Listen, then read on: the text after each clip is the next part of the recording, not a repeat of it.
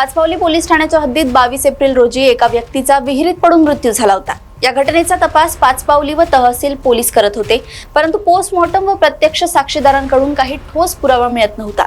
मग हा अपघात की आत्महत्या हेही स्पष्ट होत नव्हतं। परंतु या घटनाक्रमात आता प्रत्यक्ष साक्षीदारांनी साक्ष देऊन पोलिसांचे काम सोपे केले आहे। साक्षीदारांनी दिलेल्या माहितीवरून पोलिसांनी तपास केला असता एका आरोपीला अटक केली आहे। तसेच या घटनेत सामील एक आरोपी आधीच जेलमध्ये आहे व बाकी 4 जणांचा शोध सुरू आहे। मृत्यूचा 22/4/2024 रोजी दाखल झाला होता।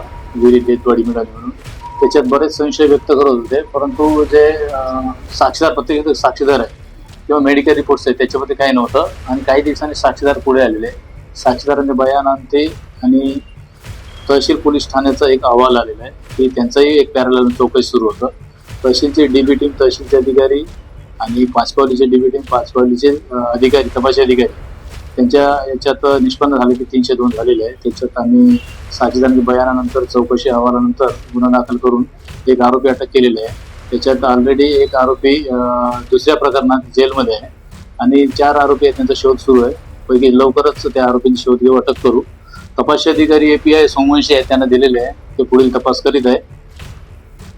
नाही, सध्या ताब्यात असलेला अटक असलेल्या आरोपीवर गुन्हे नाही, परंतु इतर जे आरोपीवर जे आहे एक तर MPD रिलीज आहे, जेल रिलीज आहे, तर त्याच्यावर गुन्हे आहेत, ऑलरेडी तो जेलमध्ये आहे आणि या गुन्ह्यात पण आपण त्यांना विचारपूससाठी प्रोडक्शन वॉरंटवर घेऊ, तपास करू आणि इतर आरोपींचा शोध सुरू आहे।